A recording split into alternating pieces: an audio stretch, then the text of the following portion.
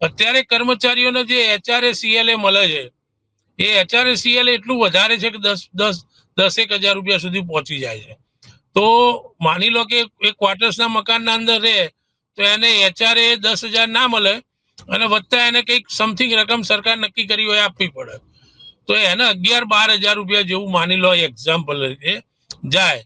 તો સાહેબ અત્યારની પરિસ્થિતિ એવી છે કે જો એને ત્યાં એલોટેડ કરીને બહુમાળી મકાન બનાવી અને કર્મચારીને રાહત દરે આપે તો એ જે 11,000 રૂપિયા એના જાય છે એ 11,000 રૂપિયાના ઇન્સ્ટોલમેન્ટ ભરે તો કર્મચારીને પોતાનું મકાન થઈ શકે. અત્યારની હાલની પરિસ્થિતિમાં દિલીપભાઈ પરિસ્થિતિ એવી છે કે સરકારી કર્મચારી, અમારો જિલ્લા પંચાયતનો કર્મચારી આખી જિંદગી નોકરી કરે તો એની બચત એક મકાન લેવા માટે વપરાઈ જાય અને માંડ એના ઘરના 2 છેડા ભેગા થાય. વાત સાચી છે. માંડ છેડા ભાગી ભેગા થાય.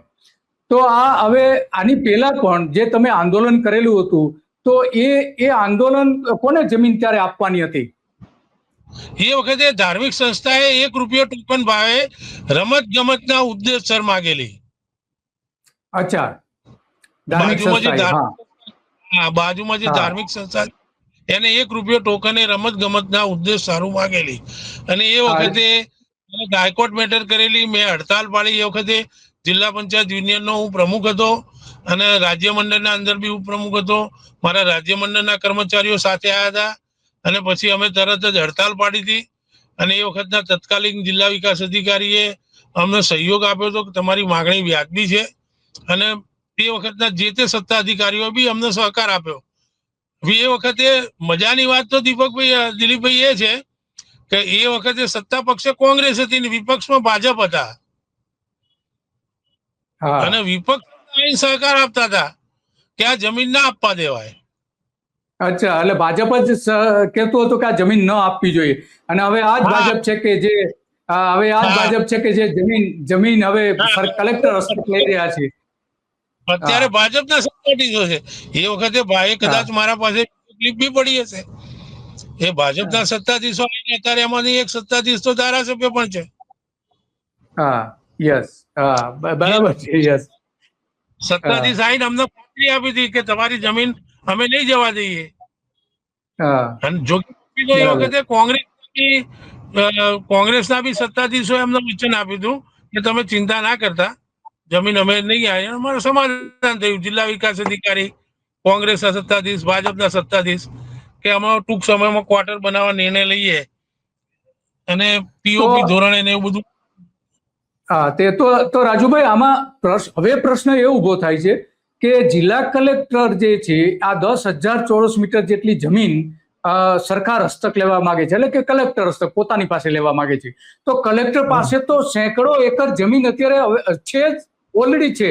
તો આ શા માટે લેવા માટે કે શું હોઈ શકે છે આની પાછળનું કારણ?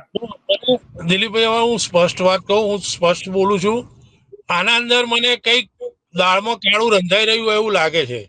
કારણ કે જે તે વખતે ધાર્મિક સંસ્થાએ જમીન માગી હતી તો એ વખતે કોંગ્રેસના સભ્યોને મેનેજ કરવા પડે, ભાજપના સભ્યોને મેનેજ કરવા પડે, જિલ્લા પંચાયતની સત્તાને મેનેજ કરવી પડે, જિલ્લા પંચાયતના અધિકારીઓને મેનેજ કરવા પડે, કર્મચારીઓને મેનેજ કરવા પડે. તો આ કમઠાણ બધું લાંબુ થતું હતું. એક સાધતા હતા તો 13 તૂટતા હતા. એક મત થતા મારા માનવ એવો રસ્તો કરે કે જે તે હું એવું સ્પષ્ટપણે ના કહી શકું પણ આયોજન પૂર્વકની વાત હશે તો પછી શું છે કે માગણી કરે કોઈ પણ સંસ્થા તો ફક્ત કલેક્ટર પાસે જ માગણી કરવાની રહે. પછી કલેક્ટર ઈચ્છે એમને આપી શકે. એ વાત સાચી છે, એ થઈ શકે. ધેટ્સ મીન રાજ્ય સરકારને કે એટલે જમીન મળી જાય. બરાબર છે. તો આ તુંડે મોટી ભિન્ના હતા અહીંયા. સ્વાભાવિક છે કે તો કલેક્ટર પોતે ઈચ્છે એને આપી શકે. અને અગાઉ પણ આ 2 વખત તો માગણી કરવામાં જ આવી હતી આ જમીન મેળવવા માટે. જે નજીકની જે શૈક્ષણિક સંસ્થા જે છે સ્વામિનારાયણ ગુરુકુલ કે જે સંસ્થા છે અને મંદિર પણ અંદર છે, તો સ્વાભાવિક છે ત્યાં વિદ્યાર્થીઓ પણ રહે છે અને વિદ્યાર્થીઓ માટે ત્યાં ફેસિલિટીઝ છે. અને અગાઉ ત્યાં આ રીતે જમીન પણ માંગવામાં આવી હતી. તો આ વખતે બની શકે કે કદાચ આ એક શોર્ટ કટ અપનાવતા હોય કે જિલ્લા પંચાયત પાસેથી મંજૂરી ન લેવી પડે ને એના બદલામાં કલેક્ટર એની મંજૂરી આપી દે, તો આ એક શક્યતા છે. જો કે આના માટે કોઈ આપણી પાસે કોઈ પુરાવો નથી, આ એક માત્ર શક્યતા દેખાઈ રહી છે. આ ઉપરાંત બીજું કઈ કેવું છે તમારે રાજુભાઈ? હા, એ શક્યતા છે અને તો જે તે વખતે સમય બતાવશે. યસ, એ તો જે માની લો કે એ વસ્તુ થાય તો એ વખતે બી અત્યારના જે યુનિયનના પ્રમુખ હોય કે અત્યારના કર્મચારી હોય એમને કોર્ટ મેટર કરવી હોય તો કરી શકે છે. બરાબર છે, હા કરી શકે છે, કારણ કે વેચાતી લીધેલી જમીન છે અને જિલ્લા પંચાયતની માલિકીની પોતાની જમીન છે. એક કલેક્ટર પોતે કઈ રીતે ખાલસા કરી શકે? યસ, વાત સાચી છે.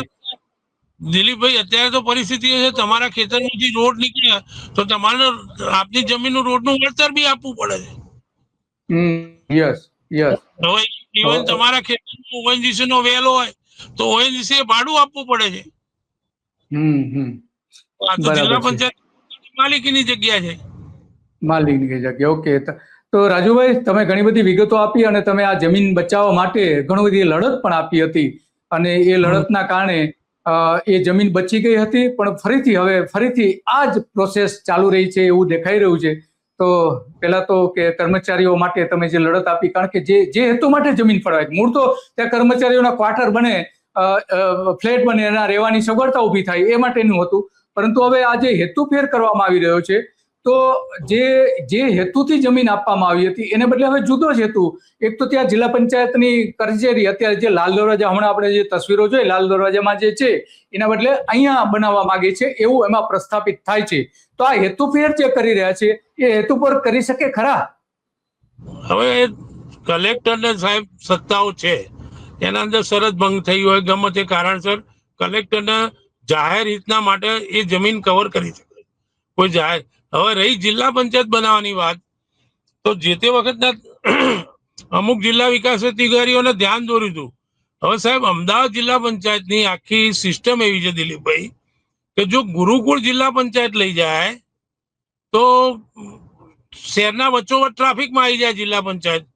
હવે જિલ્લા પંચાયતના બાકીના ગામડા ખરા એ સાણંદ, ધોળકા, ધંધુકા, ધોલેરા, માંડલ, વિરમગામ, દેત્રોજ, આ બધાના સારું.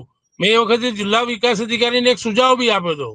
સનાથલ ખાતે અમારી કૃષિની જગ્યા છે, તો મેં કહ્યું સાહેબ, એ રિંગ રોડ ભાઈ સનાથલની જે જગ્યા છે એ સનાથલની જગ્યા તમે ત્યાં જિલ્લા પંચાયત બનાવો તો જે રિંગ રોડના આજુબાજુ જિલ્લાના તમામ ગામ, જિલ્લાના દરેક તાલુકાને ત્યાં નજીક પડે.